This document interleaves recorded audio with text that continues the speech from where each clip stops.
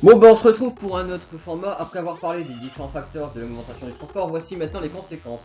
Pour cette première vidéo, je vais vous parler de la pollution atmosphérique. Voici le sommaire, donc cet exposé sera divisé en 3 parties avec une introduction sur la pollution atmosphérique en général. Ensuite viendra le développement pour le cas des automobilistes, du transport routier, maritime et aérien, et pour finir, les effets de la pollution atmosphérique qui fera l'objet de conclusions. Pour introduire le sujet, il faut savoir que 13,41 gigatonnes de CO2 a été mis en 2016 dans le monde. Donc 1 gigatonne correspond à 10 puissance 9 tonnes, tout simplement. Le transport est le deuxième contributeur de gaz à effet de serre derrière la production d'énergie et d'électricité. Et encore, ne sont pas prises en compte les émissions dues aux infrastructures, par exemple le béton pour la construction des ponts, la déforestation, etc. Les émissions de CO2 des transports dépendent de plusieurs facteurs.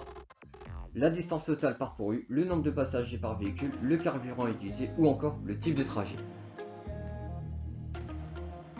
Grâce au nucléaire, la France émet relativement peu de CO2 pour son chauffage et son électricité. La part du transport, qui lui repose presque uniquement sur la combustion du pétrole, est donc logiquement plus élevée qu'au niveau mondial, qui atteint les 38%.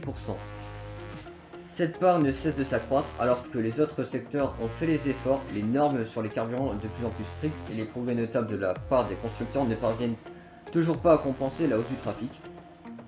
Le nombre de voitures particulières en circulation a ainsi bondi de 40% entre 1990 et 2017 et le nombre de poids lourds de 6%. Les 3/4 des émissions liées au transport sont dues aux camions, aux bus et aux voitures. La route a ainsi généré 5,85 gigatonnes de CO2 en 2016. Selon l'AIE, une hausse de 77% depuis 1990. Avec 0,91 gigatonnes par an, l'avion arrive deuxième. Le transport aérien est donc globalement responsable de 2,8% des émissions de CO2 dans le monde. Pour les automobilistes et le transport routier. Depuis 20 ans, la pollution due au transport a augmenté de 30%. La cause principale étant l'accroissement du trafic automobile. La pollution dépend de la topographie et des conditions météorologiques, donc la topographie, donc avec les reliefs, simplement. Mais pas que, une voiture consomme en ville 4 fois plus que sur l'autoroute. Les encombrants urbains contribuent ainsi à 75% de la pollution photochimique et 40% aux retombées acides.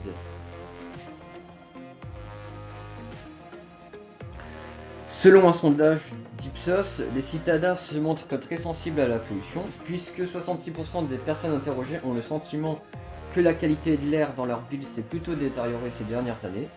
97% des médecins et 83% de leurs patients s'estiment insuffisamment informés sur la qualité de l'air dans leur ville.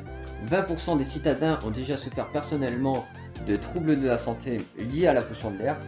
Et 64% sont prêts à payer plus pour avoir une voiture non polluante. Voici la deuxième partie, donc là cette fois-ci ça va concerner le transport aérien, donc qui émet 12% de la pollution atmosphérique.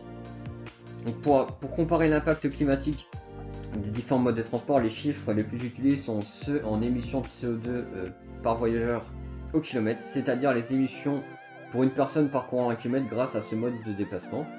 Sur ce critère, l'avion ressort en tête du classement des modes les plus polluants, dans des proportions similaires à la voiture individuelle et avec des émissions de l'ordre de 45 fois supérieures au TGV ou 15 fois pour la moyenne des trains de longue distance. Cela permet d'illustrer par exemple qu'un voyage Paris-Marseille aura le même impact en avion que pour une personne seule en voiture, mais un impact 45 fois plus important que s'il était réalisé en TGV. Un second critère à examiner encore, donc c'est les émissions par heure de trajet. Une personne est prête à faire 10 heures de trajet pour partir en vacances, qui traversera la France ou atteindra un pays voisin par exemple, si elle part en voiture, en train ou en car. Si elle prend l'avion, elle pourrait même partir sur un autre continent. Donc cette vitesse implique que le trajet moyen en avion est de 2400 km, loin devant les autres modes de transport dont les trajets à longue distance sont généralement l'ordre des 300 km. et de quelques kilomètres à quelques dizaines de kilomètres pour tous les trajets confondus. Donc monter dans un avion est ainsi loin d'être anodin en matière d'impact climatique comparé aux autres modes de transport. Il faut savoir que y a deux types de causes de la pollution atmosphérique du transport aérien. Soit c'est les moteurs, ou soit c'est la condensation. Les réacteurs d'un avion contribuent de manière importante à l'effet de serre. Cela est dû principalement au CO2 produit par la combustion du kérosène, aux traînées de condensation et aux nuages d'altitude qu'elles peuvent générer.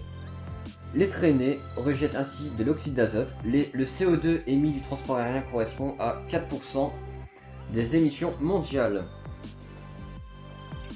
Avec la croissance rapide et continue du transport aérien de 6 à 7% par an depuis 2015 et la capacité du secteur à le compenser au même rythme par des améliorations techniques ou opérationnelles, son impact climatique ne cesse de se croître. Selon des projections de la tendance actuelle, la part des émissions de CO2 de l'aviation pourrait monter à 22% des émissions mondiales de gaz à effet de serre d'ici 2050. Et on avait vu précédemment que actuellement nous sommes à 4%, donc c'est une augmentation très importante. Pour le transport maritime, l'impact écologique du transport maritime représente une grande part de la pollution totale générée sur Terre. Le secteur maritime pollue à la fois l'air et aussi l'eau des mers et des océans.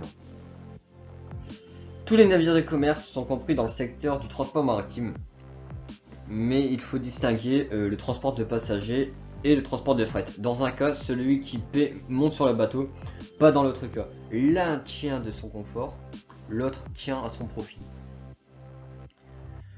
Cela modifie évidemment le comportement des armateurs, y compris en matière de pollution, bien sûr. À l'intérieur de cette distinction, des subdivisions existent et peu de rapport entre une navette maritime de transport collectif dans une ville portuaire et les villes flottantes de 5000 passagers que sont les navires de croisière d'aujourd'hui. Évidemment, la même chose pour le transport de fret ou de marchandises.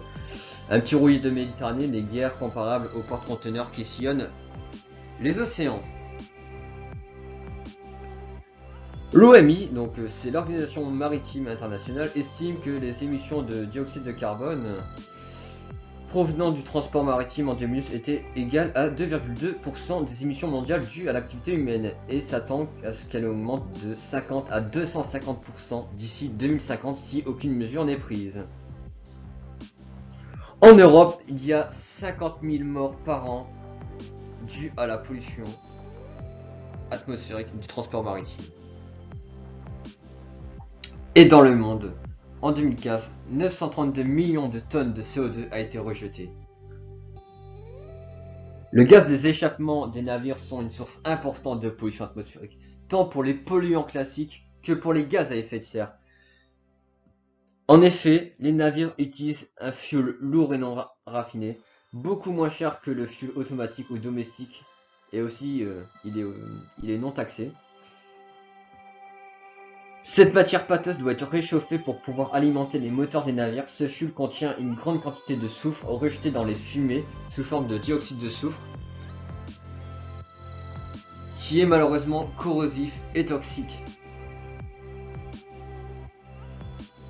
Ces fumées contiennent aussi des oxydes d'azote, comme les gaz d'échappement des voitures diesel, mais en beaucoup plus grande quantité. Il faut également signaler la présence de métaux lourds, de composés organiques volatiles, mais surtout des particules fines. On sait aujourd'hui qu'elles entraînent des maladies cardiovasculaires et d'autres pathologies, et qu'elles sont une large part de la morbidité due à la pollution. Et il faut savoir aussi qu'à Marseille, 10% de la pollution de l'air est due aux bateaux. Donc voici les effets de la pollution atmosphérique qui fera l'objet de conclusions pour cet exposé.